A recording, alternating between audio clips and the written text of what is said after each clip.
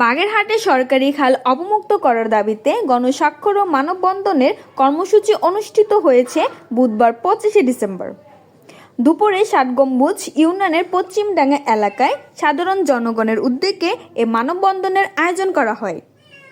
এ সময় অন্যান্যদের মধ্যে উপস্থিত ছিলেন জামায়াতের ইসলামী বাগেরহাট জেলা শাখার অন্যতম সদস্য মঞ্জুরুল হক রাহাত, ৭ গম্বুজ ইউনিয়নের ১ নং ওয়ার্ডের ইউপি সদস্য মোহাম্মদ রাসেল, অবসরপ্রাপ্ত প্রধান শিক্ষক রজ্জব আলী আকুঞ্জি, অবসরপ্রাপ্ত স্বাস্থ্য সহকারী নিরোদ বিহারী মির্দা, মোজাম শেখ, পীযূষ কুমার নাগ, বাবু সত্যঞ্জন, যুব প্রতিনিধি অর্ণব মিস্ত্রি, শেখ ইমরান, ঈশিতা দেবনাথ প্রমুখ।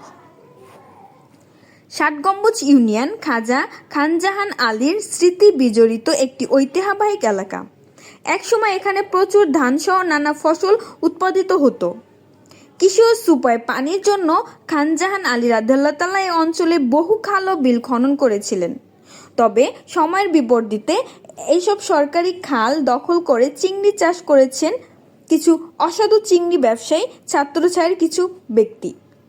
নিয়মিতভাবে খাল দখল করে মাছ চাষ করছেন বলে স্থানীয়রা অভিযোগ করেছেন।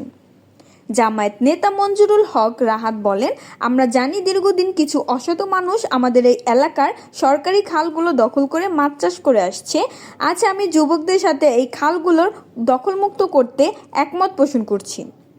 আমরা জানি ৫ই আগস্টের পর সাধারণ মানুষ তার নিজ নিজ অধিকার বুঝে পাচ্ছে, তারাই ধারাবাহিকতার আজ আমরা একমত হয়ে এই সরকারি খাল অবমুক্ত করতে চাই।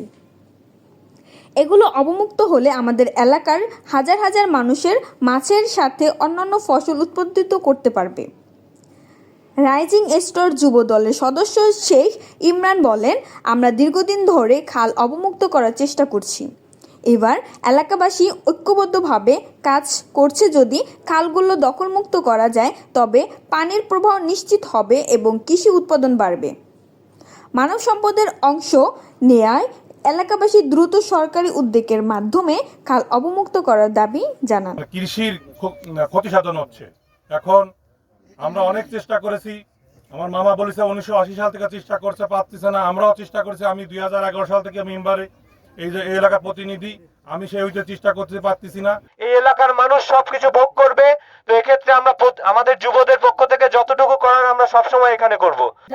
সরকারি যে খালগুলো আছে এগুলো যদি উন্মুক্ত না হয়, তাহলে লবণ পানির কারণে হোক, সরবরাহ যদি না হয়, তাহলে কিন্তু ধান আর মাছের চাষটা কৃষকরা করতে পারবে না।